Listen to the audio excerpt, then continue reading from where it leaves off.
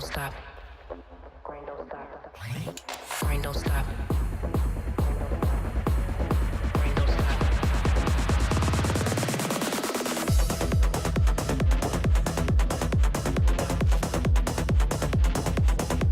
Grind don't stop. Grind don't stop.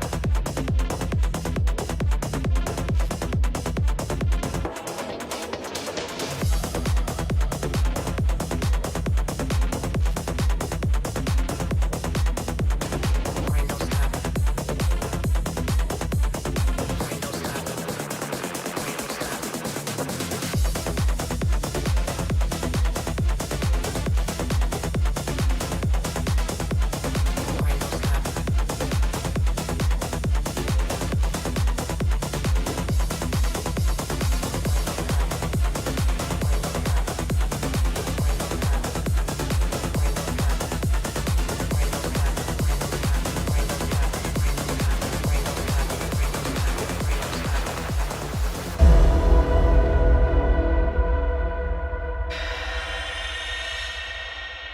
Grind don't stop.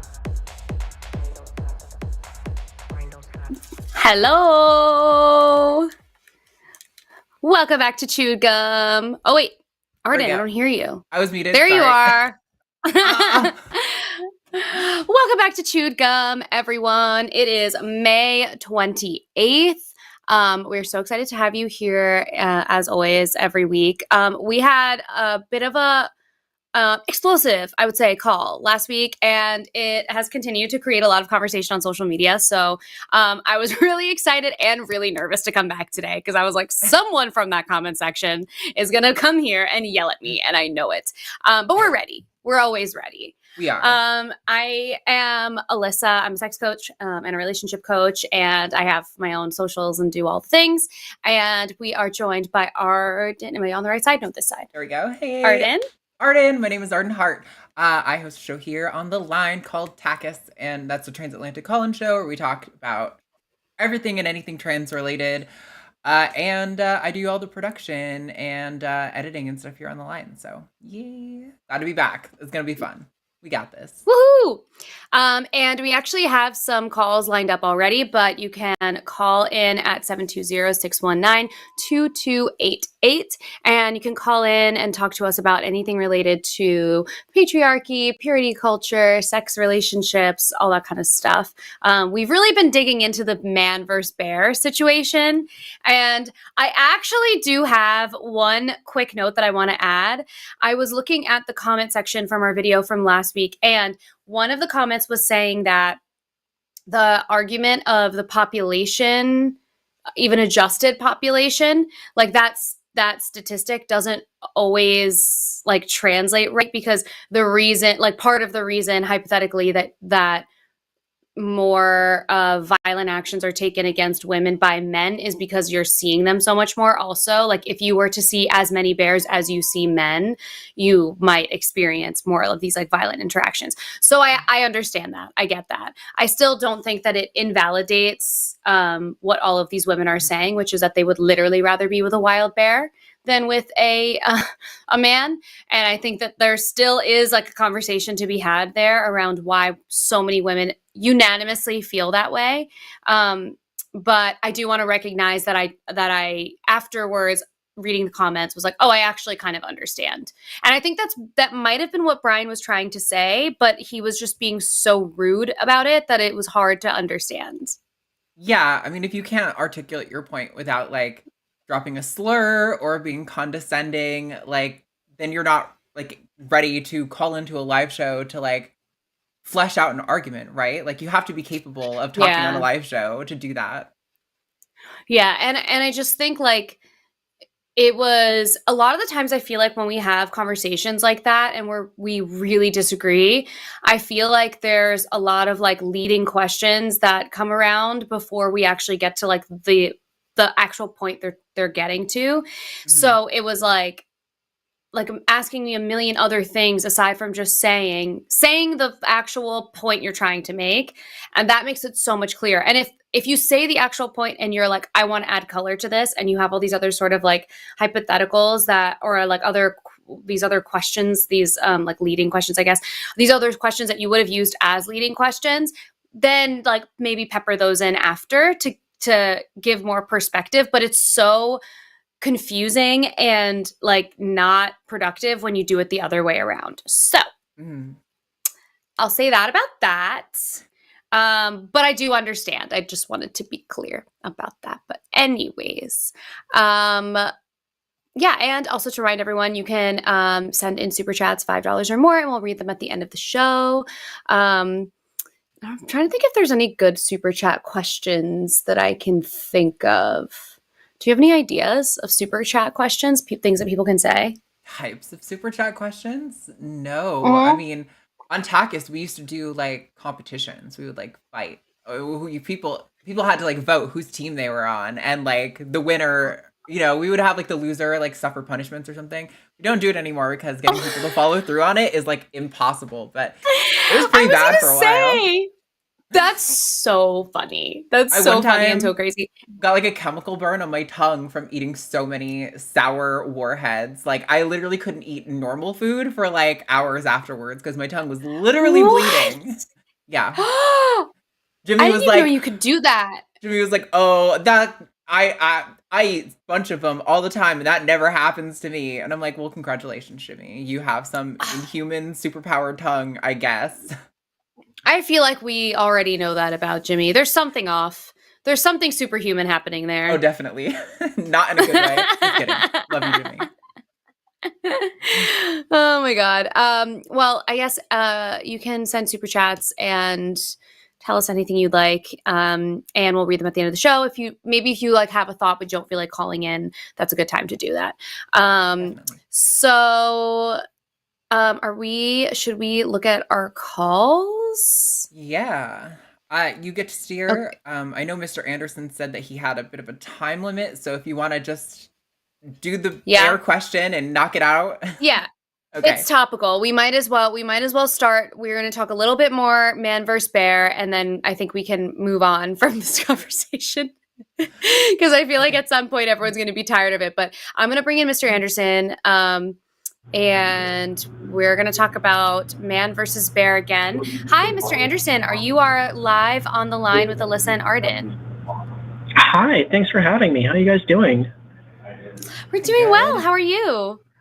I'm good. I thank you for accommodating me in my schedule. I appreciate it. No worries. So I'm sorry for belaboring the man versus bear thing, but it's, you know what? It's interesting, right? It is. It's such an interesting conversation. Yeah, and so I called into the Takis a couple of weeks ago to talk about this, and it went like phenomenally badly. Wow, you really think it was that bad? Yeah, I do. Wow. Okay. I think, well, the reason I think it went so bad is because, like, you know, I think that there are some problems with the man-bear hypothetical. What I was trying to do was kind of show what I thought was a problem, but, like, I was arrogant and insensitive and didn't come across very well. And that's why it went really badly, because, like, I actually care about feminism, but that did not come across. So I wanted to start by kind of apologizing for that, and hopefully you guys will give me another chance.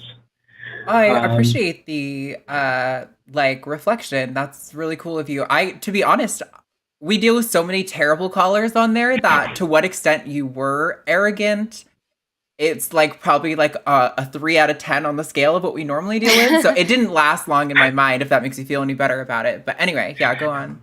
Well, I thought about it a lot, but we won't, we're not going to talk about that because we got like spicy stuff to talk about still, because this is still chewed down and I still want to talk about the man-bear problem, but I want to take a different angle than that one. Okay. And actually, this feeds back into, you kind of stole my thunder here a little bit, Alyssa, because I guess one of the commenters anticipated. Well, it's not your fault because you can't read minds. But I did. So I was about to change gears, and I do have other aspects of this that we can talk about instead if you think that it's appropriate. So just kind of. But I saw a bunch of, in the comments, people still kind of going, I do think the bears are like literally statistically more dangerous. And I kind of wanted to maybe drill down on that because, like, bears are statistically are more dangerous, but like I don't think that that's the point, right? Yeah. I was just gonna like, say, like, I I think think you're right. Sorry, go ahead. No, your show. You talk over me. I don't talk over you. Oh my God. That's really nice of you. That's what a change of pace for a bear versus man argument. I know. Gotta tell you, I was just gonna say that I think you're right, and like even talking so much about the statistics when I was reflecting on that conversation, and by reflecting I mean editing that clip. I also think that we are getting like a little lost in the sauce of the statistics because ultimately, regardless of what the statistics share, it's interesting to have women come to the table with this concern of like, I'm literally more comfortable being in a forest with a wild animal than I am with a man who's a stranger, and have the response be, you're wrong for having that feeling, versus the response being, damn, okay, like we as men are creating an environment and a culture that makes other women feel that way, even if it's not true. Like even if statistically you're safer with a bear in the woods, it still is upsetting with that so many. Yes, sorry. Then it still is upsetting to think that that so many women would still instinctually go for the bear like that. And that's the point. It's like, whether it's a statistically proven fear or not, that fear exists. And that's the point.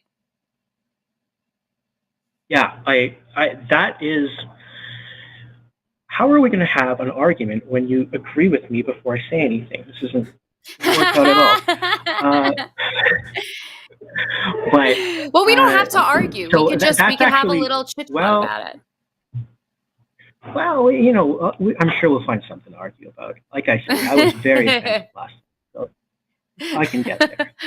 But where I was coming from, that's actually where I wanted to go. Ultimately, was that this is about how it makes you feel. It's not about the fact of the matter. And I think when you get into the facts of the matter, you start to miss the point. And it's like, Yeah. And what I was gonna say was, when you start telling me I'm missing the point, like I know that's the point, is that it, because and just for the chat, I guess. I mean, you were saying before that if you adjust for population, that bears are about half as dangerous as men. Just if you account for the fact that bears, there are way fewer of them and there are more men. Even if you account for that, then the bears are still about only half as dangerous, right? Yes, it was like, I think it was a little more than that. Like it was like you're more than 2 times likely, but yes, about half, I would say.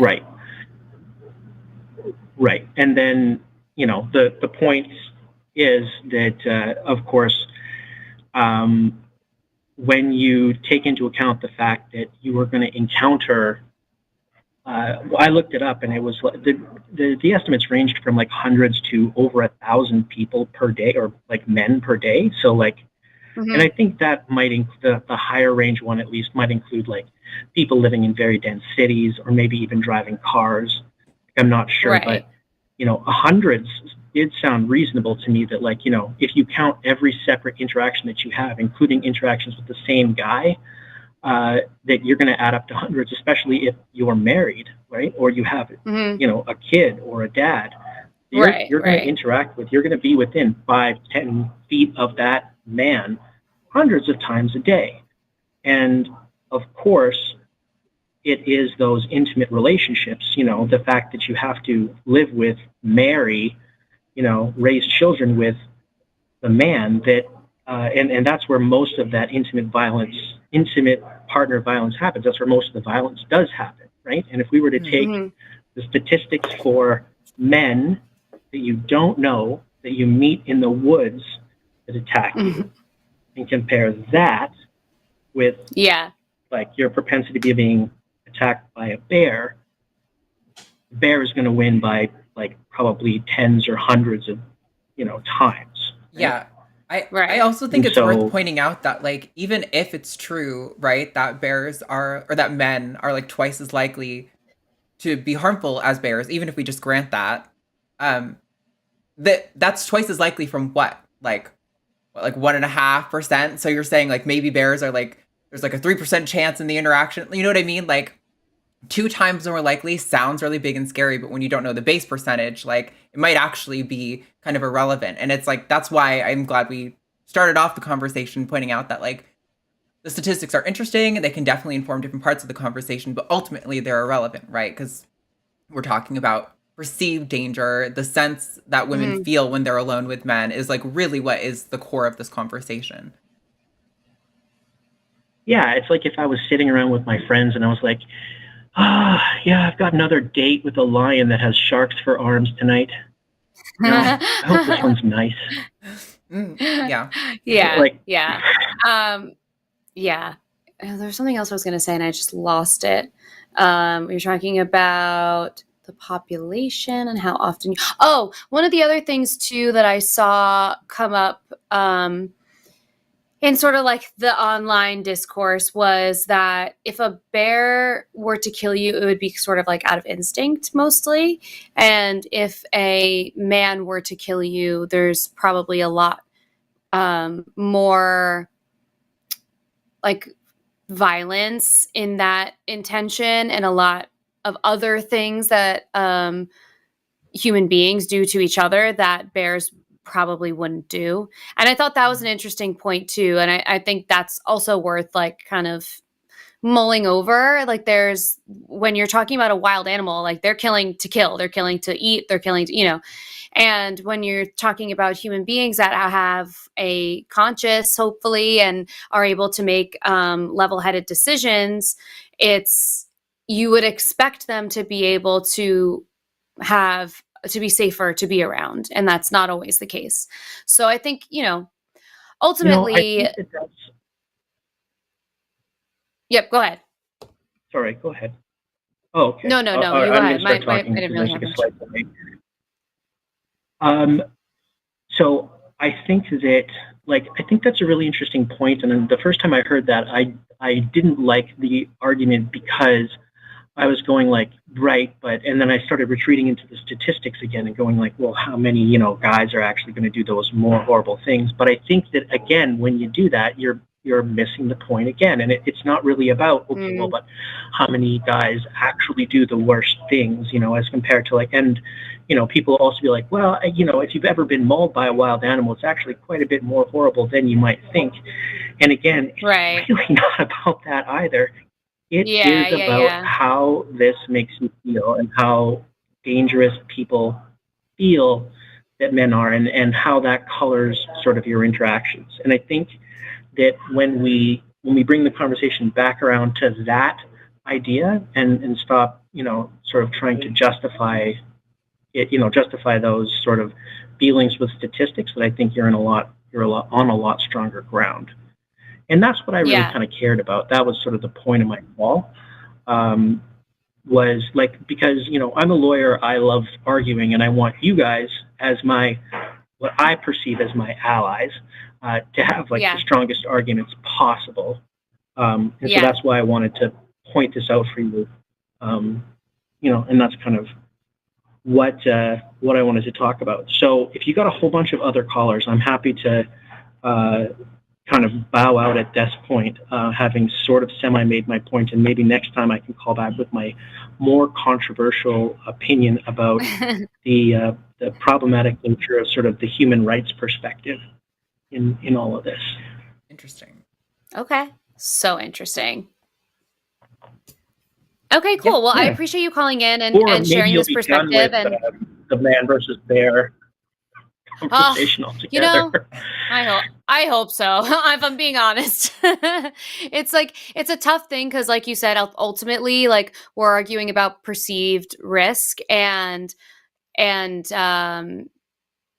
when you're talking about perception, you're talking about people's like feelings, and it's hard to argue that, especially when you have someone like our caller from last week who was insisting that women are emotional and not logical and all this kind of stuff. And I think that's what kind of initially led us into like the statistic, or me into the statistic side of it, was that coming up in all of it.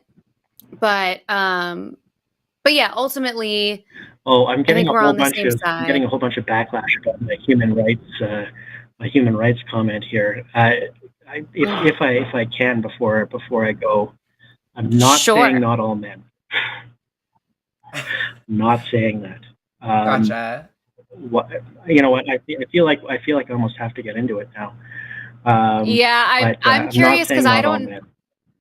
Yeah, I'm curious what you mean by the human rights perspective now, especially that I did not realize that that's the direction that people would. We can go into it. So I just want to make it clear, first of all, that like a bunch of my practice as a lawyer has to do with human rights litigation, right? And defending minorities against attacks of human rights. People saying, well, they're dehumanizing and we're justified in not trusting them and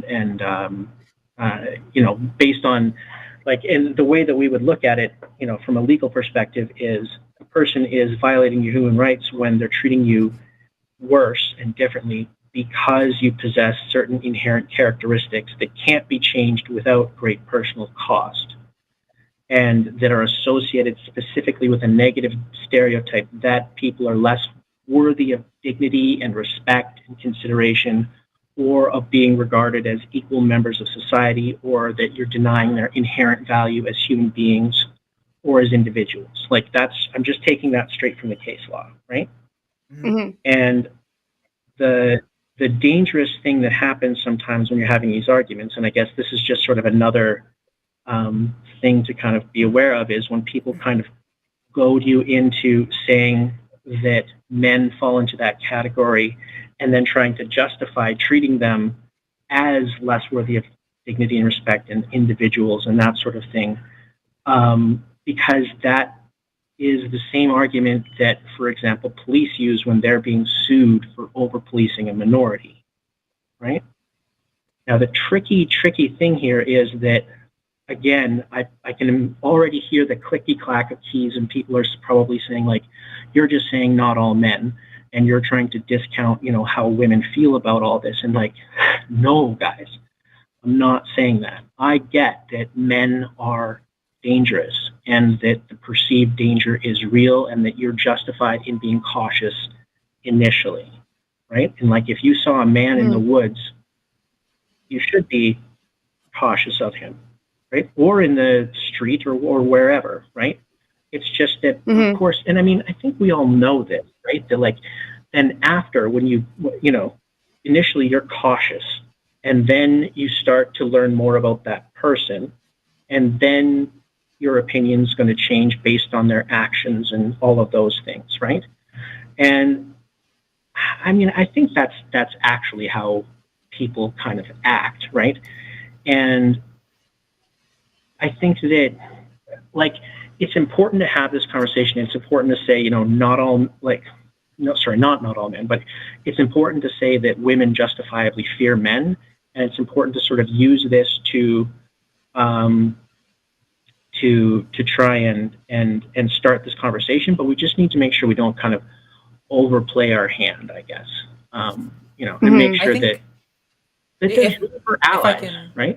If I can hop in here, Mr. Anderson, this is kind of where I was talking about the whole, the importance of understanding that base percentage, right? Because, when we're saying that men may potentially be twice as dangerous as bears, that sounds really salacious, but we're still probably talking about, your actual risk being relatively low. And I think most women know that when they're out in public, it's probably the case that most men are not going to commit violence against them. It's just a matter of, you can't tell just by looking at someone which one is which, right? Most of the time.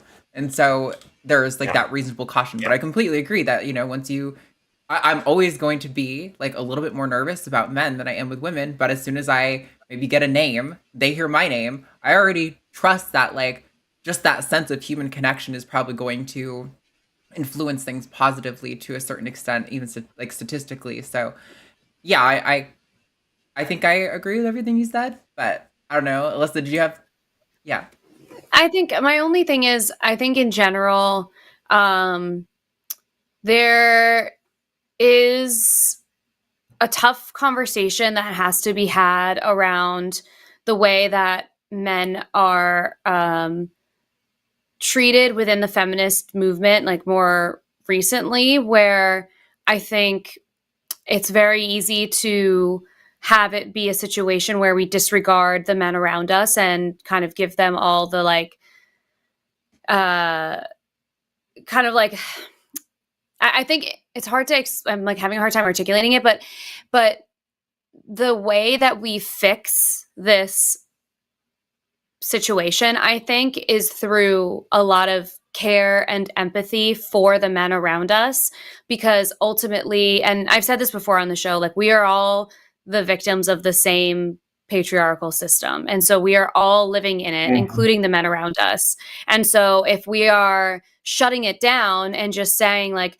you all don't understand and F you guys and you all whatever, like, and just like talking down to the men around us, that's not a productive way to actually make the changes that we're looking for. And so like, I think it was Oprah who said you teach people how to treat you. And I don't think that that's true across the board. Like there are things that obviously are behaviors that women shouldn't have to teach any other adult. No adult should have to teach any other adult unless, you know, whatever. I guess there are some exceptions to that. Oh, sorry. But yeah, no, go ahead, Arden. I was just going to say, this reminds me of when like we're talking about abortion rights and people will often make the comment or something like, nobody without a uterus should be speaking on abortion rights or something like that, right? And like pulling the trans aspect of that totally out of that situation.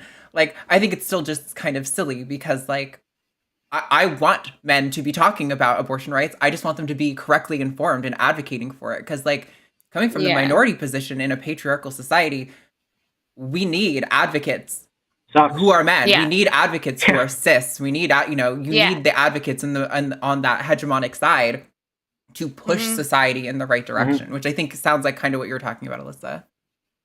Yeah, totally. Like we all are actually fighting for the same thing, I think. I think you're right. I mean, at least some of us are, right? And then there's the people on the other side, right? Yeah. Here's my proposal when it comes to people, saying, not all men, is that maybe we just say, look, not that it is all men, excluding all pro-feminist men. That is, men who, by their words and actions, show to the specific woman in the circumstance that they value that woman's equality and safety and are trying to show her that. Then you so that, because as a man, I just need to know what to do or say or how to be in order to be on your team. Right? I agree with you. All these things are wrong. I don't want to be on that side. I want to be on your side. And so it's like, what can I do to be on the good side? How do I show you? Right? And I think maybe the answer is just feminism, straight up, right? Promote equality with your actions, and we won't think that you're a scary bear-like person. Yeah. And I think you also saying you, and also, on behalf of other men too, I guess, need to know what the right things to do are. And if we all are raised in the same system, they just don't, it's not fair to not give anyone a handbook and expect them to have all of the right answers all of the time, especially if they are particularly struggling, which is why even in with someone like Brian from last week, I tried to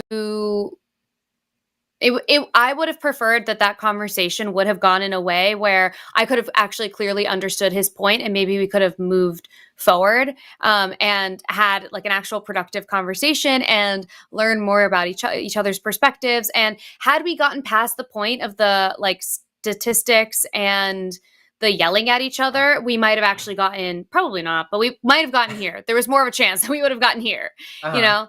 And so, And I think he was I, difficult. You did very well. Let's be fair to you. You're very good at these arguments and stuff. So like, that's not, yeah, I mean, I'm sticking my nose in where it doesn't wanting to yell. I know.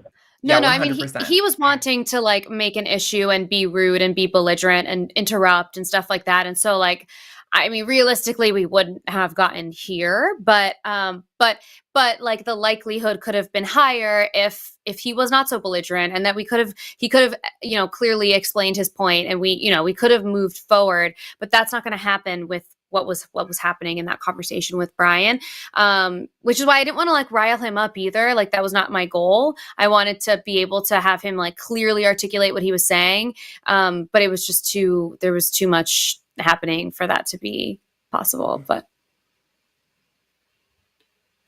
yeah, there we go. All right, you guys.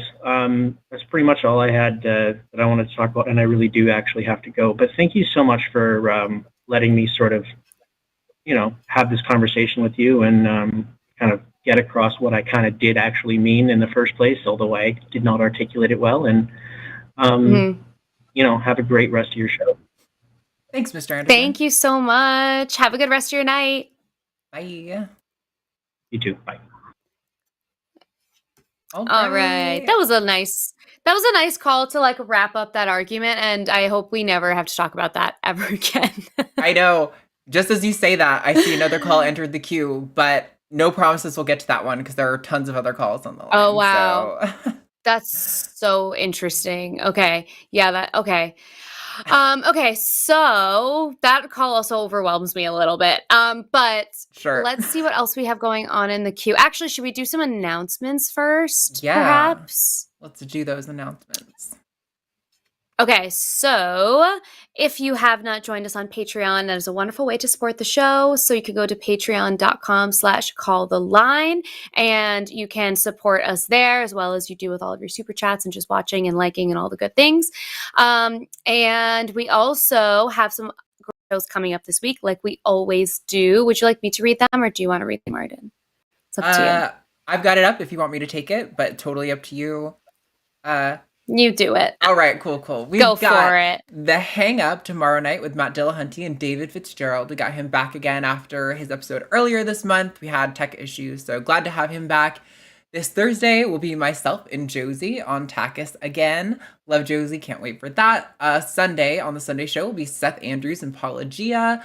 The After Dark this Sunday will be Matt Dillahunty and Aaron Ra. Next Monday, Skep Talk will be John Gleason and Aaron Adair. And then next Tuesday's Chewed Gum has me and Shannon Q with lots of asterisks on the list. So I'm going to say that Shannon is a very TBD. much a maybe. Yeah, TBD. But I guess I'll be here. I didn't even know until just now. So there you have it. Exciting. Yes. I will be at a concert that day. And so you all will be lucking out without me here. You get to get a rest from my voice on Tuesdays. But it'll be a great time. What concert are you going to go see? I'm so curious. I'm seeing Hosier. Ooh, okay. I'm always hoping I'm saying his name right. Yeah, I'm really excited. It'll be a fun time. I'm so bad. I'm like, I love him, and every time I say his name, I say it different. Right. Well, we know who you're talking about. Like, yeah, I'm hoping that in some dreamy world, he tells me how to say it. Like that's right. the dream. That's the dream. If I could hear it from his Irish mouth to my Italian American ears, then maybe I'll get it right. Yeah. What's that? One day. Okay, so we have a bunch of calls, and there's one in particular that I think is really interesting. It's a call from someone named Max. Mm-hmm. Are you down to take that one? Let's do it. I'm so ready. Okay. Max, we are pulling you on. Max, are you there? Hello. Yes. Salam alaikum. You guys? Hi, Max. You are live. How are you today? I'm doing well. How are you? I'm good. What would you like to talk about today? So my argument as to why women should be religious is simple and straightforward. Here it is, that religious people, they're more likely to have kids, and having kids is good for the society because it increases the GDP and makes our country strong against foreign threats. Women like sacrifice their autonomy and what they might want to do for society. Like, frankly, as far as I'm concerned, I want as many people to be as well off as possible, but without violating their autonomy. So if society fucking fails and can't stand on its own 2 feet because a few women are saying, I don't want to be a baby factory, well, then it sounds like survival of the fittest, sweetie, and society might crumble. Like, that's just how it's at, you know? So help me understand why that should be important. Why should we care? Yeah, well, I don't think anyone should be forced to do anything that they don't want, which is why religion is comes into play here, because, you know, I'm very pro-choice. I think if someone wants to have an abortion, they should be able to, because it's their, like, human right. But that's not to say that they shouldn't, that we shouldn't try to encourage them to have kids, which is where religion comes into play, because, you know, in most religions, I think, are very pro-life.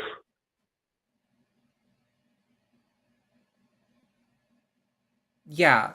So Wait, so are you pro?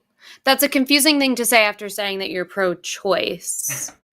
Yeah, I appreciate that you're saying that you don't want to violate anyone's autonomy, but it sounds like you're saying you just want to convince people maybe that they ought to be on a religious pro-life side.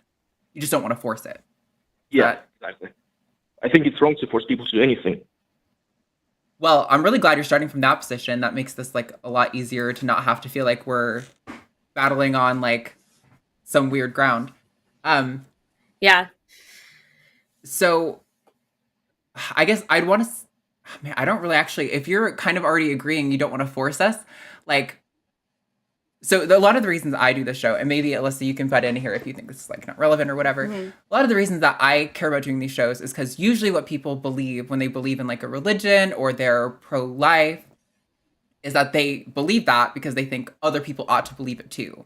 And so usually when I'm coming on to do these debates, I'm kind of expecting to be working on those grounds. But personally, I don't really care if people have views that I think are wrong if they're not intending on forcing me to cooperate with their life. So, yeah, I'm not really sure how to handle you, Max. This is kind of a weird situation.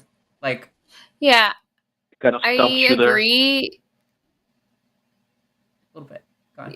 Well, I think we don't have a lot to, or maybe Arden saying there's not a lot to like necessarily argue, because if you're not forcing anybody to do anything and that's not your intention, I mean, I think it's interesting to want people to like the tie between having babies and religion is just interesting to me. Like one doesn't exist as successfully without the other, is interesting. And I guess it comes from like there'd be more like traditional family kind of like nuclear family influence when you're in a religious environment. But there are people who are not religious who also have kids. So I don't know. I kind of feel like I think, and there's so much more that goes along with being religious that has nothing to do with baby making, that's like a big to ask people to commit to for the sake of keeping the population going and like the GDP also going alongside it. And I think there's so much more also like involved with having kids now. The economy is not really in favor of people having kids the way that they used to. Our healthcare system is not great. And there's a lot of like a day childcare is also extremely expensive. There's a lot that is tied into the reason why people don't really want to have kids as easily as they once did. So I think there's a lot more there, and it couldn't be solved with just like having people be more religious necessarily. Yeah, I think that's maybe, that's a really good grounds to go on. So like, I think what you said, Alyssa, that got me the most was like, lots of people have kids for different reasons, and religion comes Yeah. with so much other baggage. So why not advocate for a system that just says, oh, like, here are markers we should be hitting for like maximum wellness that has no other baggage? Why do you advocate for religion specifically instead of like a secular system that appeals to everyone that can address those same issues? Well, we already have like various like tax breaks and tax credits that are given to people who have kids. The WIC thing is a thing for that. I think it encourages people to have kids, but we don't have like infinite resources, and Sure. just if someone believes in like Islam, where they have to have like kids, then that's an easy thing to implement, where you don't have to give them $4,000 necessarily. Mhm. So are you advocating for like some sort of like political policy that would like reward people for being Muslim then? Like you get a tax break if you are Muslim? Like is that I'm just trying to suss out like how you would want to go about making your, so it sounds like your worldview is fundamentally people ought to be having more kids because that's better for society. I'm not sure that that's necessarily true, but like how would you go about enforcing your worldview? I'm still kind of like lost on like where the meat of this conversation is. Well, I think like a good step up would be, to roll back a little bit the separation of church and state, not like in the sense of like pushing any one particular religion, but just pushing, like giving equal treatment to all, and maybe like some extra tax breaks for like churches, for mosques, and all these different, religious organizations. Well, they get Having a lot a of first like tax Muslim breaks now, president and would be nice. these religions, organized religions, get a lot of tax breaks now, and they don't really trickle it down to their people necessarily. At least from my experience in any like Catholic church, it doesn't seem like that really happens. It's just like nicer churches and things for the clergy, I guess. But so I don't know that the tax breaks would really make that much of a difference. And I think, I don't know. Yeah, I still feel like Arden said, if you want more of a separation between church and state, I feel like I'm sort of confused about how then you want more tax breaks, and also you don't want to force any specific religion on people, but you would like people to engage with religion more. I feel like I'm a little like scattered on the whole thing, but I think because I like, part of what I think is so interesting about when people have conversations about if people should be religious or engage with religious environments, is I'm not religious, and I take religion really seriously. Like, I had a conversation recently with my cousin about baptizing kids, whatever. And she joked about baptizing her kids to get the gift money. Like, it was a joke, but she was like, oh, well, how am I going to pay for my kids' college education? We have to go through all the sacraments. That's how I'm going to get all the gift money, whatever. And it was funny, but I also at the same time was thinking about it. I'm like, I take the religious structure seriously enough that like I wouldn't even want to make a mockery of it in that way. Like, I don't, like it's not my place to do that. And while I don't agree with it, like and so to put people in a position where you're saying you would prefer that them engage with religion to be able to like have different maybe views on how to create a family, it's like there's so much more attached to religion that I don't think that that's enough for me. Like, that wouldn't be enough to make somebody subscribe to an entire religion that has so much more involved in it. And people have children without religion. So why tag the whole religion along with this here? Because you can have more kids. Look at like all the Muslims in third world countries; they have like 10 kids easily. Or like people in like Africa, they have like 10 kids.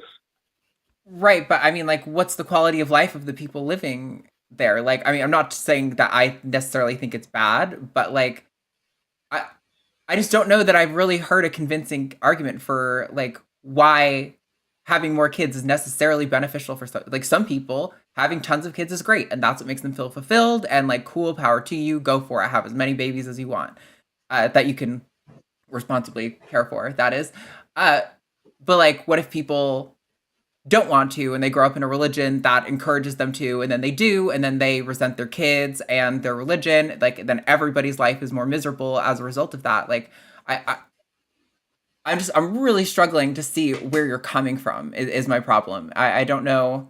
It could completely just be a me issue. Like, not trying to say this is your fault, Max, but I'm really not following the point. So to that point, so the GDP growth is composed of two things. Roughly half of it is just simple population growth, just adding more people. And then the other half is like improvements in technology, in production, in modes of production and such. So that's like one part of my arguments.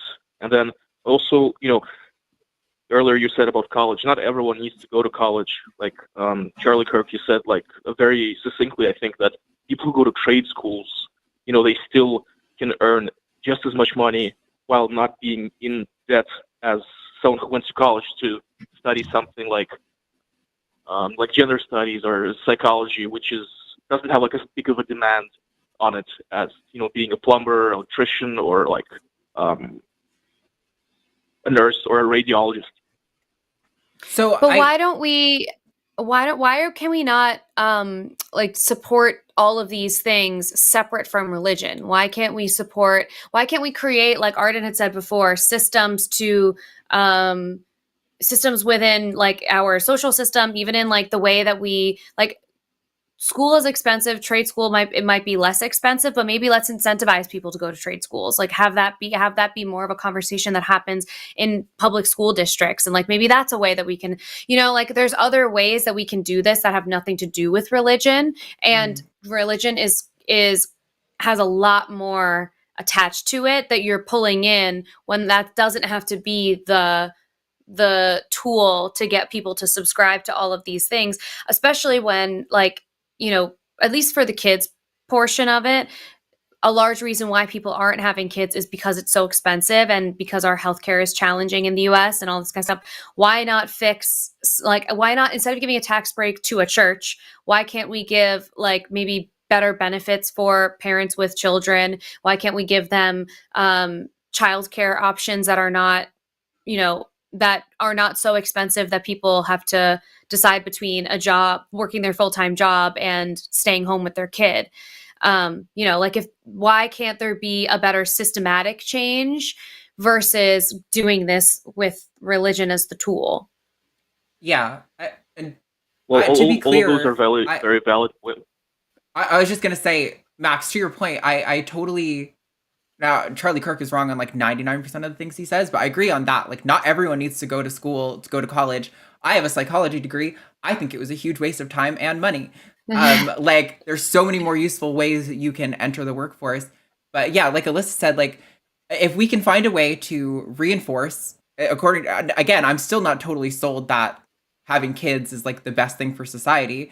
But if we assume it is, there are secular ways we can implement it that don't come with people like waking up in a cold sweat because every time they pray, they hear nothing and they're afraid they're going to hell because of it, right? So like, don't you think there's ways that we can improve society, even according to your own worldview, that don't rely on religion? Like, I still don't see where the through line is to religion. I guess that's kind of where this call is mounting to.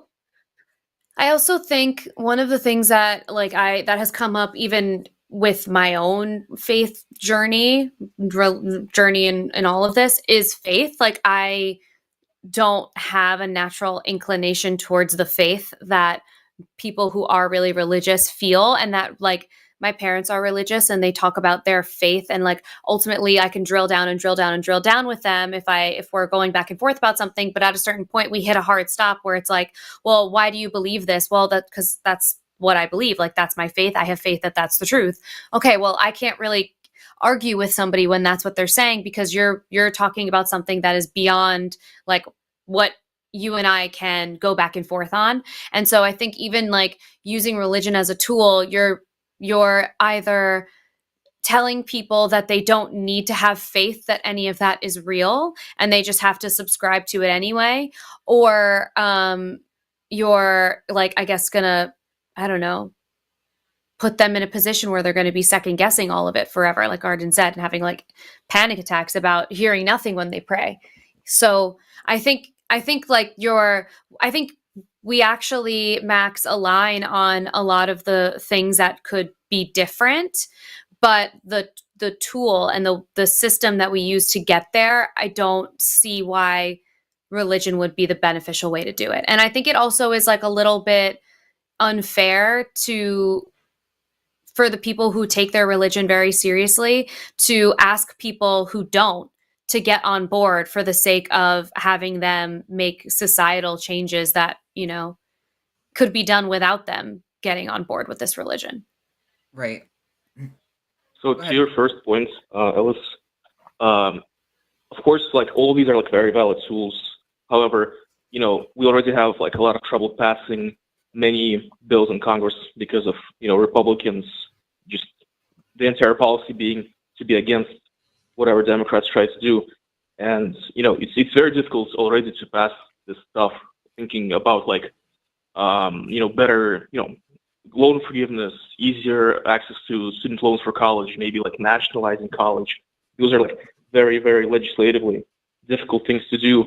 Because religion, you know, just not so much, you know, selling, you know, putting like access to religion, make it easier, maybe like in classrooms, having like chaplains in school, whatever, I don't know. But it's a very easy, cheap, you know, thing to do. And I do agree. I think we agree a lot on many things. And I do consider myself like a progressive ally because I am pro-life, pro, you know, helping people. Like, I think everyone should have like a college education. But, you know, with the current things as they stand, I don't think it's possible. Also because the Republicans in Congress.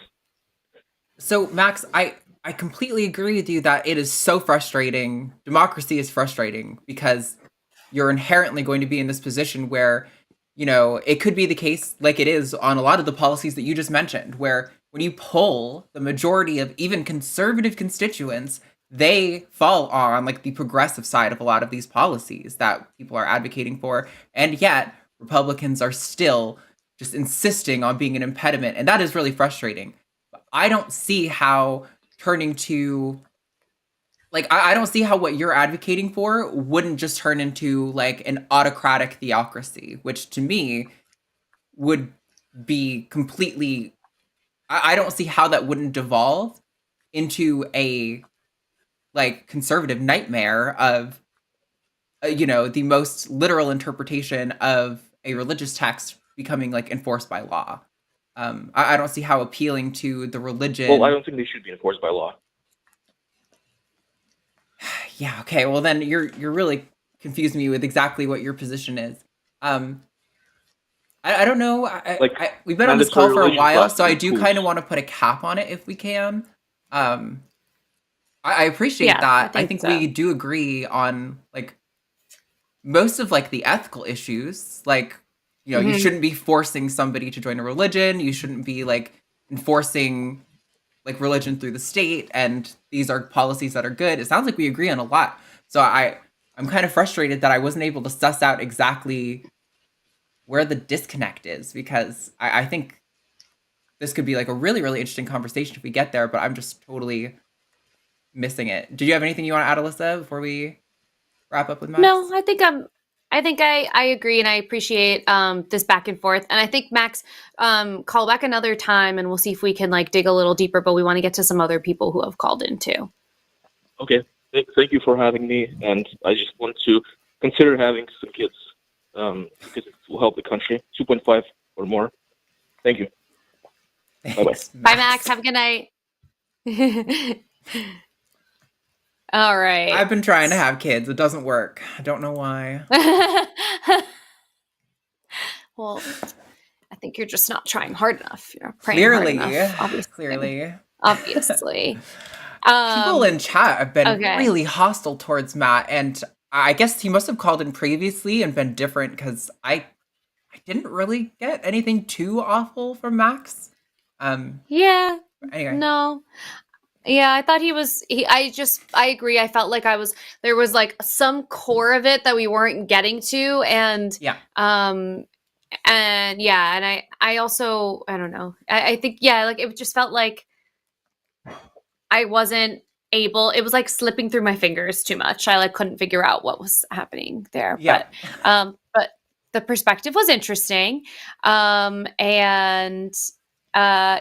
thank you, Max, for calling.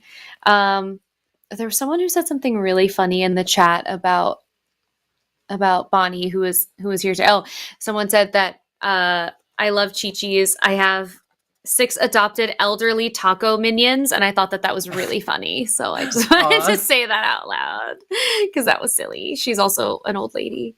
And I apologize if it bothers. She is very cute. I apologize to anyone if her licking is annoying. I cannot stop her. It just is the way she is. R.I.P. for our misophonia viewers. Yeah, I apologize. All right. So let's see what other calls we have today. Okay. Do we want to do? There's one related to sexuality that we could pull in. Maybe get like a little change of pace. Yeah, let's do it. Okay, I'm gonna pull in Will. Hi, Will. You are live with Alyssa and Arden. Hey. How's it going? Thank you for having me on. Thanks for calling. Anytime. What would you like to talk about today? So this is Monkey at Typewriter again. Oh my God! Hey. Hey. How's it going?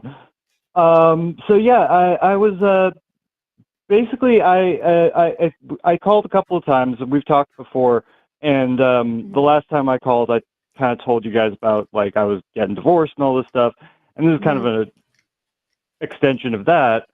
So yeah, I've been kind of struggling with this thing where I'm like, I people are starting to like ask me about like if I'm going out and doing stuff, dating wise, and like I'm thoroughly unmotivated to do that.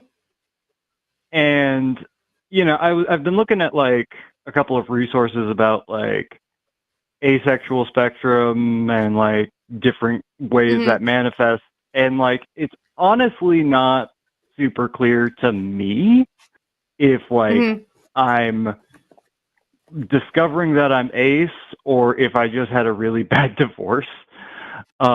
Yeah. And I just kind of wanted to hear some thoughts on like just exploring it. Like this is like one of the few things that I'm kind of uncomfortable with is like my own sexual stuff. Yeah. Well, and if I remember correctly, you had gotten divorced. I think it was like October last year. That's when the process finished. I mean, it was like a year plus long process. Yeah.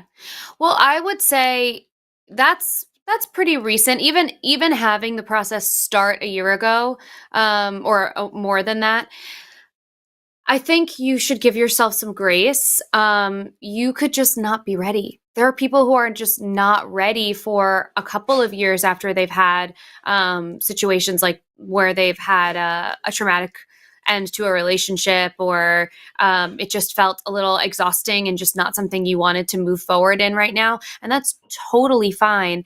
I get questions sometimes from people who are in relationships and sometimes people who are just kind of dating around, and they ask how much sex you should be having, like what is normal, what's a normal amount of sex for people to have. And the true honest answer is however much you would like. Like there is no normal. And so the same thing applies here, where if you feel ready, then by all means, go ahead, go to a bar, go on an app, and find somebody and see if you can have a really great conversation.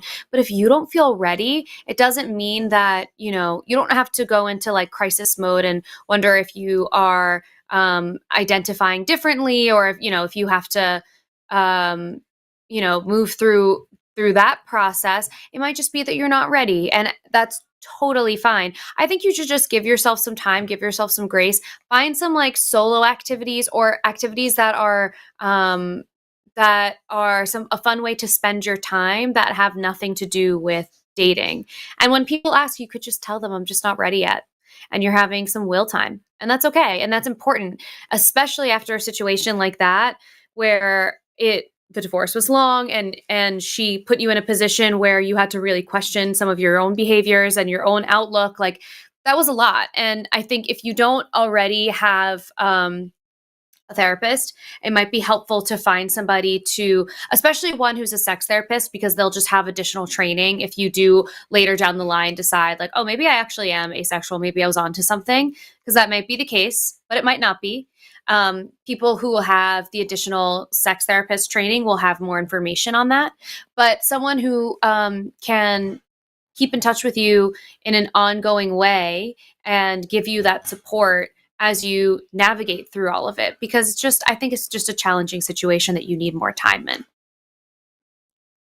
Yeah, the only thing I want to add is whether or not it actually matters, whether you're ace or whether you're just in a phase. Like, regardless, it seems like you're not interested in finding people or having sex. So, like, whatever the label is or anything on top of it seems like that's just maybe for clarity for your sake, and not necessarily like shouldn't really affect, how you're operating, if that makes sense. Yeah, I agree. Yeah, no, I mean, I'm not trying to be like, oh, well, I need to know what I'm going to put up on my Facebook profile or whatever. I mean, not that I even have one, but it's more of just sort of an internal kind of critique, internal kind of review that I've been doing.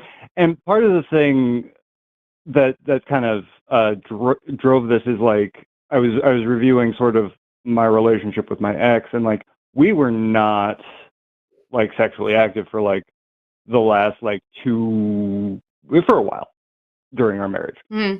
And I think a lot of it came down to like, we had like the good years and the bad years, and like as soon as the bad years started, like the sex just like evaporated instantly. Yeah.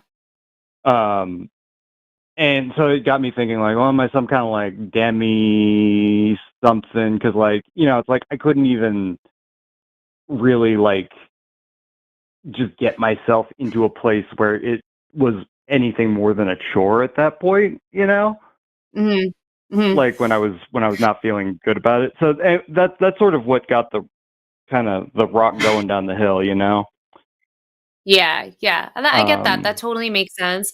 But I want to mention that our arousal system relies on us being able to, I think I may have described this before, but there's a way to describe our arousal system, like in a model of like your foot on a brake and your foot on the gas. And in order to get the arousal system going, you have to be able to take your foot off of the brake enough that having your foot on the gas actually matters.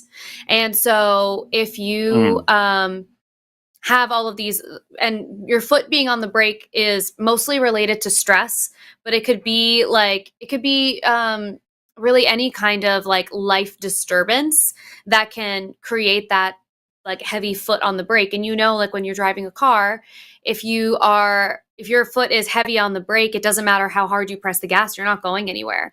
And so I think if you had actually, gone through the process of getting a divorce, it makes sense. Like that doesn't come out of nowhere. So for a little while before that, you were experiencing the stress of whatever it was that led to that relationship not working out. So I think like that all, I'm sure it feels really abnormal because you're like, I'm in this marriage. Like, why can I not be sexually attracted to my partner. Like, what is going on? And I was able to do this before, but it totally makes sense to me when you describe it that was the way that it went down. And so I think what would be interesting for you would be to take it off the table so it doesn't stress you out anymore, and you can work on getting your own foot off of the brake in terms of like wanting to experience arousal and sexual pleasure and that kind of thing, and maybe just focus on other things that are pleasurable in general, like especially things that can get you to be a little bit more like feeling into your body would be helpful, like things where you can go and dance or play a sport or something along those lines that can just like help you feel a little more connected to your body, where you might have felt a little disembodied before that. That actually, that tracks really well. Yeah, Okay. I think you're going to be fine. It's such like a stressful thing to go through a divorce that I think like it's just, and it took a long time. There was stress before the divorce even started. Like you just need to give yourself some time. Yeah. And I mean, I've also got, I've got the small child. So it's like a lot of my energy goes into that, and, which is great. It's just, and just for anyone who is listening, I do have a therapist. So I do talk to my therapist about this stuff. Like I'm being taken care of, because like part of the problem is I've got, 12 different things going on in my head, and, but I thought maybe, that's all really, really helpful. That's about all I got on this. Okay. Thank you so much. I do want to say one thing about the previous topic, and it's just, bears. Because nobody said that all month, and it's been running through my head. That's the Family Guy reference, right? The witch reference? No, it's from like... Sorry, what was that, Arden? Isn't that what's his name? The comedian Seth, who does the Late Show, does that when he's trying to mimic the My Pillow guy. Oh, well, yeah, he's referencing like an old SNL skit that was like Chris Farley. So this is just an issue where I'm too old. But yeah. Actually, but Will, you can come back on the line and sing for us anytime. There was one really quick thing, kind of a non sequitur I wanted to mention, just because there are a lot of female listeners. Arden, you mentioned the other day that when you're outside, like in certain places, like you have your keys between your knuckles. Oh yeah. And I actually used to teach women's self-defense, or I used to be the assistant instructor. So I was basically the guy in the suit who gets the, ever-loving shit beat out of him. The keys in the palm thing is actually a really bad idea. Really? It's a good way to really hurt your hand. Because if you do hit with any kind of force, those keys are going to come back into your hand, and like it's literally like there's a solid chance you like break some bones in there, and then you're like fighting off an attacker with broken bones. That totally makes sense. I guess in my mind, it was like the last ditch effort thing, right? Like it was like, yeah, this might fuck up my hand, but at least it'll get this guy away so I can like run or something, right? But I guess if you're saying that's not sound, then good to know. What should we do instead? The best self-defense tool I've ever found, I recommend it to everyone, is a high lumen flashlight that fits in your hand. Like get a little like 3-4 inch flashlight. Oh. They actually have tactical flashlights that have like little teeth on the front by the light, so that if you hit somebody with it or grind it into somebody, it hurts. And like you can grind it into somebody's like wrist if they're grabbing you. But the great thing about it is if they're coming at you in the dark, even in the light, if you get like I think it's like a 10,000 lumen, it blinds them. And so the beauty of it is you can fire it off at anyone, and it's not like pepper spray where it's like you accidentally fire it off and oh God, I pepper sprayed a guy. It's like I fire it off and, oh, it's, the janitor and he's blind for 3 seconds. Right. Hmm. Right. So Okay. you can that be is very so liberal with interesting. it. And then if you do use it, you've got the, like you were talking about checking your car for like trackers and stuff. You're already, Mhm. you've got it in your hand. It's out. It's in the position you need it to be in, and it's ready to use. And yeah, if you do hit somebody with it, it's not like a gun or a taser or something like that. Like Right. if you hit somebody with it and it's not the right person, worst case scenario, they shouldn't drive for like a minute. Yeah. Sure. Yeah. That is so interesting. I'm gonna look into that. Yeah, thanks for the tip, Will. Yeah. Appreciate it. Yeah. Just find something that like you want the little light to be able to like stick out kind of at the bottom of your hand. So if you want like hammer fist on somebody with those little teeth, you can actually get some Mhm. like damage going and really disincentivize people. But the blinding thing, like Damn. the light, like as soon as they can't see you, they can't grab you, and that gives you that Yeah. chance to run. Totally. So Got it. anyway, Okay. that was just a I kind of love this. We got a PSA little. for the ladies out there. Look up tactical I love flashlights. this. They're great. Yeah. Yeah, thanks for the Okay, I self-defense love this. lesson. I appreciate Yeah, that so and they much. I usually see have people in like the a chat. key. They usually have like a little key ring on them too. So Yeah. Cool. I see people in the chat saying that they're gonna look for them. So that's great. Okay, yay. Thank you, Will. Yeah. And I appreciate you calling and sharing your experiences with us. And I'm sure we'll hear from you soon. thank you. So I mean, I've called you guys a couple of times. This is like the one that made me Yeah. like actually anxious. Everything Aw, else no, is you kind did of great. more intellectual, and this was like. But thank you so much. Yeah, you guys were so great, and yeah, great show. Thanks, Thank Will. you, Will. Talk to you soon. Bye. Bye. Bye. He knows I always cut people off when I drop the call, so It's like impossible not I do to it do. every time. Yeah, it's so hard. So what are we feeling? Are we taking more calls? Do you want me to let the screener hang up on their asses? Let's What's take- going on? Let's do maybe we could do one more call and then we'll call it a night, I think. Sure. Okay. If that's Maybe cool with you. Lucas or Quan. Do you have maybe? preference? Yeah, that's what I was thinking. Maybe we'll do Lucas. Okay. He has been waiting for a little bit too. So we're gonna pull in Lucas. Hi, Lucas. Hi, can you hear me? You're coming in Yes, a we little can hear hot. you. If you have like a headset on or your phone, could you maybe hold it just like a little bit further from your face so it doesn't peak the microphone? Yeah, yes, no, it should be better. I just Definitely better. Thank picked you. it up a bit. No worries. What's up? No problem. I think my question was why is toxic masculinity not just called sexism? I think that was the question. yeah, I think I think they kind of are like hand in hand. I just realized our text at the bottom says Zach instead of Lucas. Oh, my bad. Thanks. No worries. But yeah, I think that they kind of go hand in hand. And we had a conversation recently. I can't remember who it was saying that they don't like the phrase toxic masculinity in general because it was Eve.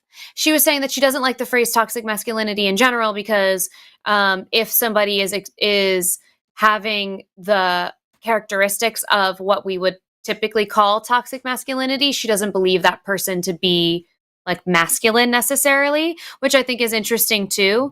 But I think that they are kind of like one in the same from kind of off the top of my head. Arden, what do you think? Yeah, I mean, I think maybe toxic masculinity is just like diving a little bit deeper into one element of sexism. But I mean, like, there's always problems with these labels. Like, we run into the same thing on Takis when we talk about like transphobia, right? People are like, oh, but transphobia comes with all this extra baggage. And it's like, sure, but it's still useful in certain areas. So I don't know. I think there's a time and place for it, but yeah, it might get overused. I'm sure you could make a strong case for it not being used well. Yeah. Yeah, Lucas, what are your thoughts on the difference, if there is a difference between the two, or why you think that they're kind of one and the same? I'd like to know more about your thoughts on that. Yeah, I haven't read that many books on it. I just don't really see the difference because, as far as I understand, both is like structural and enforced by patriarchy, or however you want to call the rigid system with something on top, like the rigid gender system. And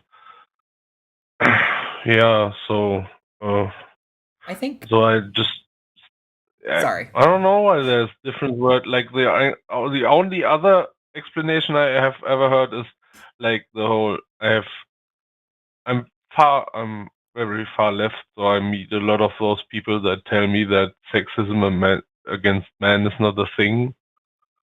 And I understood their reasoning just from my own personal experience alone. I say would say on an individual level, it's definitely still a thing. Like my most egregious experience was when it comes to that. I tried to become a nurse for children, and I was kicked out. And the oldest nurse just straight up told me, "Yeah, we need to kick you out because men just don't have it in their blood to care for children." And I just, Oh, wow. I don't know. That sounds like sexism to me. That's like, I don't know. That's like textbook sexism. I don't know how that could be not Anything sexism. else? You know what I mean? Yeah. Yeah. I think that's fair. I think you're right that when toxic masculinity is the only phrase that you hear being thrown around, it seems like sexism is not, like, as a whole on both ends of that spectrum, or any end of that spectrum, is not really being maybe platformed as much, where like it can affect everyone in some way. And it's interesting too, because her saying that is still sort of the effect of a patriarchal view, thinking that the men are not supposed to be taking care of children, which is why we always say, like, the patriarchy affects everybody, because that still is her playing into how the patriarchy paints men, and the behaviors that they should have. So, yeah, I think that you're right that sexism could also be a helpful phrasing, so that you are also inclusive of moments where the patriarchy is also affecting the men around us, like in that circumstance. Yeah, I think I see it as like toxic masculinity is just like a product of sexism. Like sexism is like the broader thing, it covers what you're talking about, Lucas, like including sexism towards men and everything else falling down from that. But toxic masculinity is just like one product that a patriarchal society produces. Yeah. Like all the things that are called toxic masculinity, like, were always reasons with, like, me being a boy. Like, I remember that the classics, boys don't cry and all, and like growing up as a disabled boy in a normal school was like I heard that a lot every time the other children were mean. Yeah, and that's So like tough, that and that's felt like, sounds like sexism to me. Like if if a specific behavior is expected of me because of my I don't know, gender is a social thing, right? Yeah. If You don't a got to be graceful with it. We behavior, get what you mean. yeah, sometimes it's a translation issue because we don't have two words in German. We have a whole gendered language, but no difference between for social and biological. That's always a bit weird. Sure. Yeah, I Yeah. think I get what Okay. you're Yeah. saying. Uh, Definitely, most instances of toxic masculinity are just sexism, but yeah, I think they're just like a broader umbrella term, and yeah, a subset of that. Yeah. Sometimes it's Well, like sorry, go ahead, Lucas.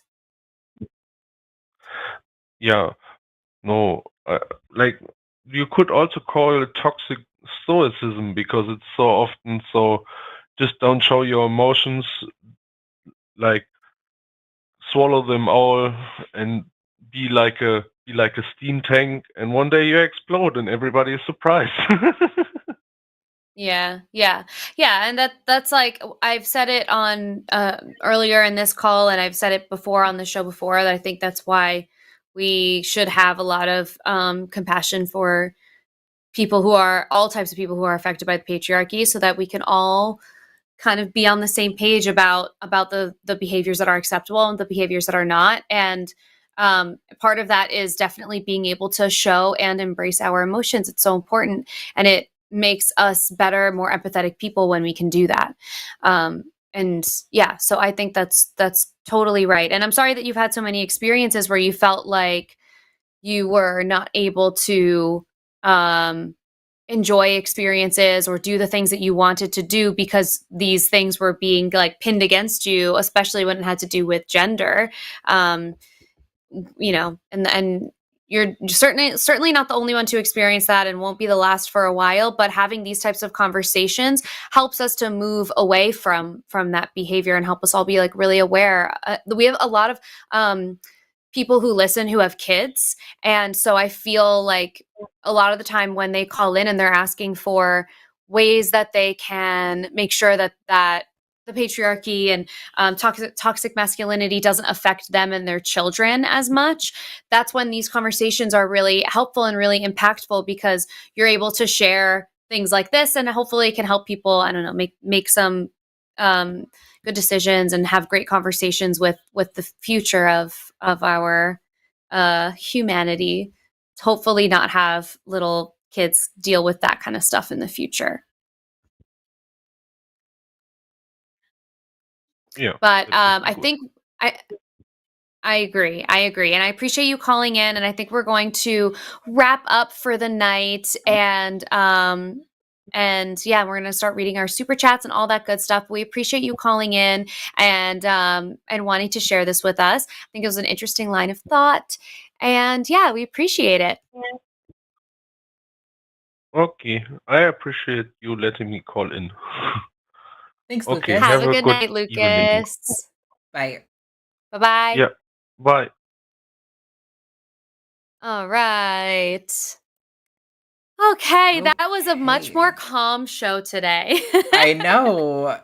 I mean, like, I don't mind a little bit of spice, but I felt like it was good. We had Max call in. He was like the contrarian caller of Yeah. the night. So we still got that part in.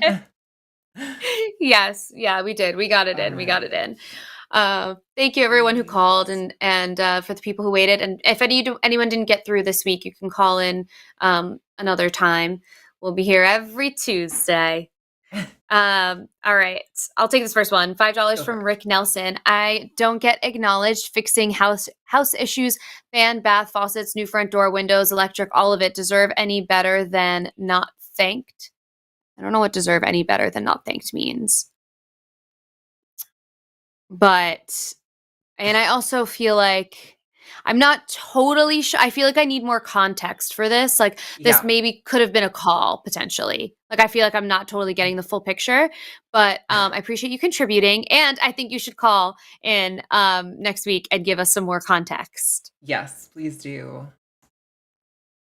We've got 1999 from Narcissa. I choose to work very early in the morning, and when I walk a few blocks is there, I am keeping strategic space around me, keeping away from the doorway. I'm not assuming a bear is going to be there. Yes. Yep, totally get what you mean. Yeah, Always that's even with like the hypervigilant. keys thing. Like, yeah. I'm not checking to make sure that a bear is tracking me on my car. Right. $5 from Woolite Mammoth. Awesome Prince shirt, Alyssa. Keep up the good work. Thank you. It is I got pretty it today. Oh, Thanks. I cool. got it at the mall. The mall. I haven't been to the mall in years.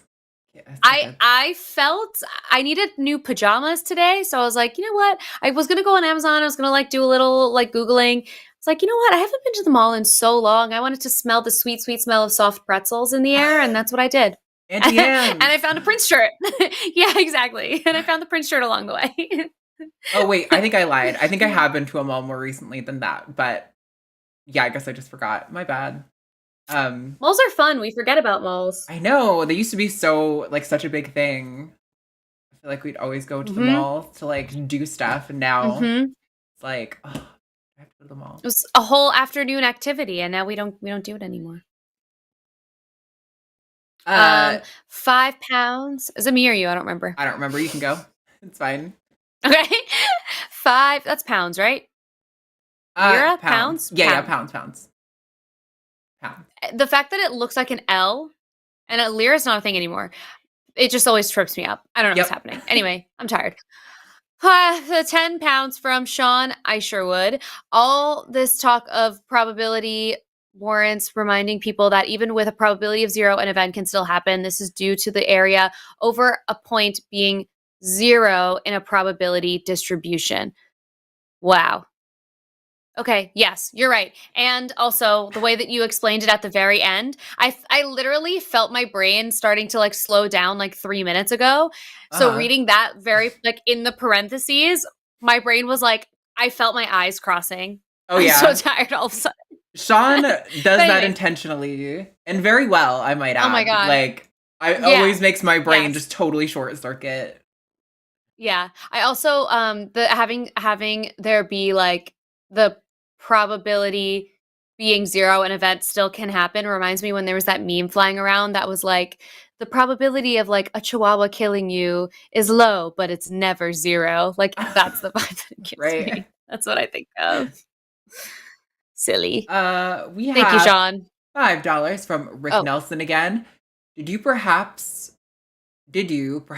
you watch Municat's latest about debunking social psychology?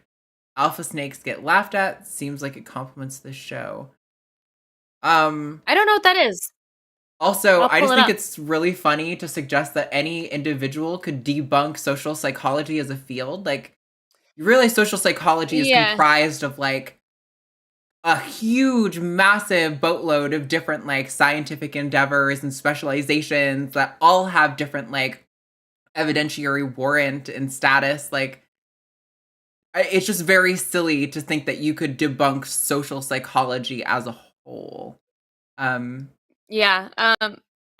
think this is a YouTuber also. Is that right? Okay. Yeah.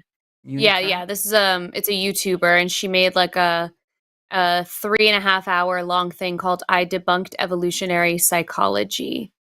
Oh, okay. Oh, evolutionary psychology is junk science, but that is not social psychology. Okay. Wow, her channel is very intense. Okay, anyways, I'm sorry. Moving forward. Evolutionary psychology is the notion that based on like our suspicions about why certain traits evolve, that we can make assumptions about like why our psychology is a certain way. And it's not completely junk science, but there's a lot of it is junk science. But social psychology is not evolutionary psychology. Don't go around saying that to other people. I might look at that evolutionary psychology video. I love a good video essay. $5 from Cyrilay.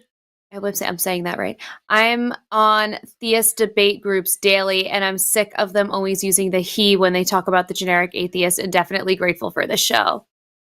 Yay! I'm so glad. Feel that. We have another £5 from Sean Isherwood. Education is never a waste of money. Super chats, on the other hand. I was gonna say, are you educating me, Sean, or are you intentionally confusing me for your own entertainment? I think that's the real question. $19.99 from Narcissa. Narcissa? Am I saying that right? Something like that, yeah.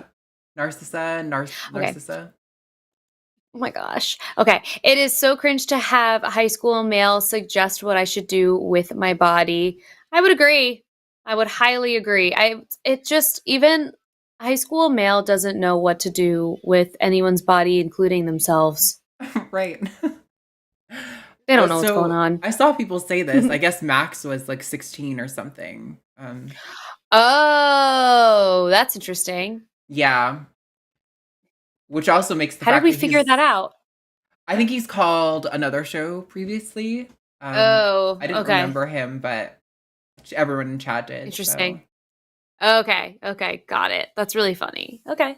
Yeah, I agree. $4.99 from Newbert Newman. This women need to have kids for society thing is ick. They don't. Instead, we need paid parental leave for both parents and universal healthcare. Yeah, that was what kind of my thing at the beginning, where it's like, if your entire ideology requires women to violate their bodily autonomy to like save the human race, then too bad for the human race is how I feel about it. Like, yeah, autonomy comes before all of that. Yes, agreed. Hard agree. $5 from Chris P. Women need to have kids for society is just as dumb a statement as women need to apply to be bricklayers to help equality in the workplace. Yeah, exactly. It's it's just so silly, and it's just the whole point in all of this is giving people choice and then just ripping it away from people for the sake of, I don't know. It's just stupid. Also, ripping it away from people for the sake of the GDP, go away. Literally go away. I'm not doing that. Fuck out of here. TBH though, I think I could enjoy being a bricklayer. I love a good day of manual labor. Put me to work, make my brain shut off. I feel like I worked out and I was productive. It was great. Sure, why not? I feel like it can't be that hard. No, I mean, it'd be like grueling, right? Because you're just like repetitive. You're probably out in the sun. Yeah. But I feel like we could do it. Totally. Absolutely. I have faith in us. Is this one me? Yeah. $5 from Monkey a Typewriter. All I'm saying is when a bear attacks someone, the park rangers either relocate it or kill it. If fellas want to play by the bear rules, they get bear prizes. That's really funny. That is pretty That's good. really good. I enjoy that. Thank you, Will. That's good. Also, $5 from Monkey a Typewriter. My issue with Alyssa adjusting the bear/man ratio. If we had that many bears, they'd be super stressed and thus more dangerous. I'm bad at hypotheticals. I did think about that because people were saying that if there were more bears, that doesn't necessarily increase the chance that you would see them. But I'm like, yeah, but it would also be a pretty bad fucking situation to have like millions more bears. Like, right? I can't imagine that would go well for anyone. So I don't know. I don't know about all that. Yeah. More hashtag more bears. Hashtag more bears. $9.99 from Steven. Any thoughts on Sadhguru? Is that I don't know what that is. Yeah, I feel like you just tried to convince me to say something really awful without me knowing it. Oh, Sadhguru is a founder of Aisha Foundation. I don't know So the answer is no. The answer is no. I don't have any thoughts, but I guess operates an ashram and yoga center that carries out educational and spiritual activities. So I feel like we could probably infer some stuff there, but I don't actually know anything about him. Yeah. So no thoughts. I'm fundamentally opposed to people peddling, sorry, maybe peddling's loaded, but people who advocate for spiritual stuff that you can't demonstrate, that you have to pay for. I just fundamentally have a huge moral, ethical issue with that. It feels like snake oil salesmanery to me.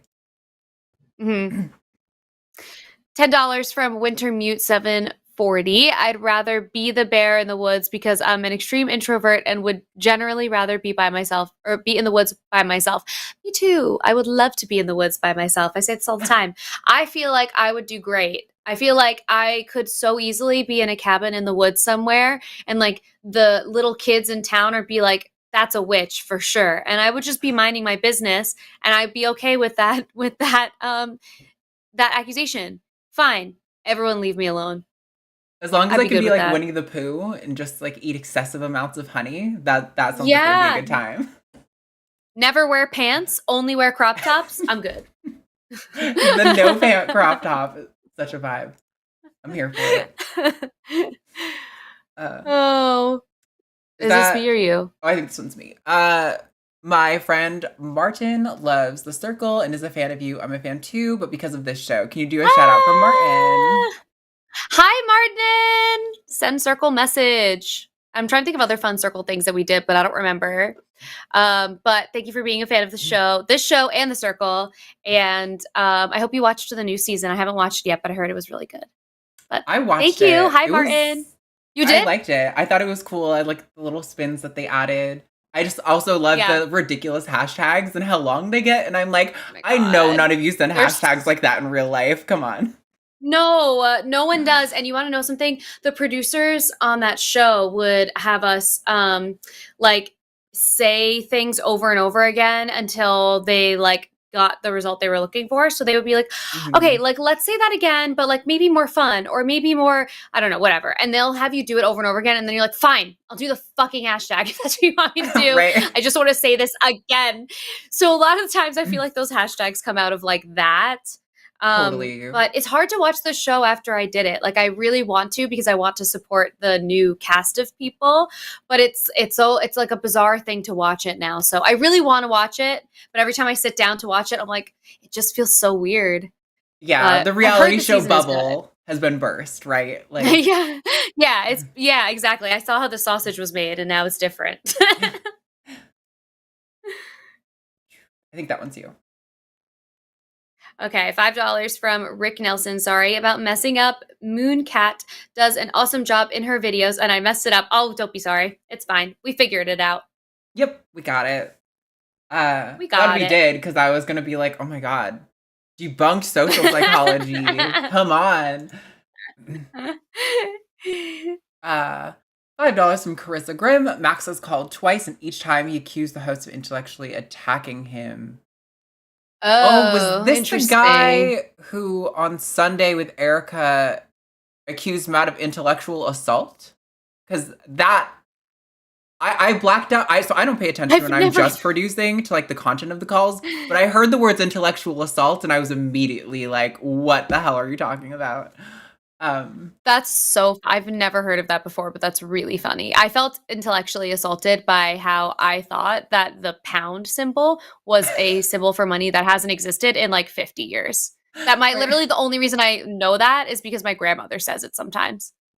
I felt intellectually assaulted by myself. Anyway. Valid. $4.99 from Steven. Sadhguru is a true secularist. Spirituality is a process, not theology. Highly recommend. It's free on YouTube. Oh, I see. Is a true secularist, period. Spirituality is a process, not theology. Highly recommended. It's free on YouTube. I don't know if it's totally for me, but I appreciate you clarifying. I just... like, I don't know what spirituality means. It's different when every person says it. Secular spirituality doesn't make any sense because what ostensibly spiritual things are secular, like meditation, are like super evidence-based. You don't have to appeal to spirituality to be like, meditation's good for you. You ought to do it. Like, it would benefit you. So I just don't understand why people appeal to spirituality when it's not needed if he's truly secular.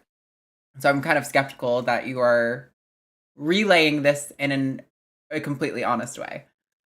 $5 from Monkey at Typewriter. But for real though, can we get some merch with hashtag don't apologize to him punks printed on it? I think it'd be great. It's just the bare necessities. Yeah, absolutely. Oh, cute. I haven't done merch work in a couple months, so we're probably going to try to work on getting another merch run done before like the summer or something. So maybe we can get some hashtag don't apologize to him merch added into that collection. I feel like I love a shirt that has something like funny and silly like that on it. Like one of my favorite shirts ever is a shirt that says like, oh God, it's like, I don't know why I'm so pretty and educated, like something like that. And it's just like so stupid, but they remind me of like Y2K, like those like silly shirts that like that came out in the early 2000s. And I feel like just don't apologize to him would be perfect. It would. It would be so good. It would be so good. So I'm so for those shirts. But that was the last super chat. So wonderful. Well, thank you everybody for joining us again today. It was a much more calm show this week, which I think honestly was kind of nice. Yeah. We could fight with people again next week. Well, actually, you'll fight with people next week. I'm off next week. But yeah, thank you everyone for joining. Thank you to the mods and to our screener, who actually I don't know who's screening us today. It's Phoebe Rose. Thank you, Phoebe Rose. And thank you for everyone who called in. Yeah, and just a reminder to subscribe to the Patreon. And I think that's all the things that I have to say. All right. Cool. All right, overall outro. Whoa. Starting at max volume. Yeah, this is the club music. Go subscribe to our Patreon. Yes, and thank you to everyone who already is subscribed. We appreciate you so much. Have a good rest of your night. Bye. Oh, let's get all those names on the screen. There we go. Yeah, there's all right. so many.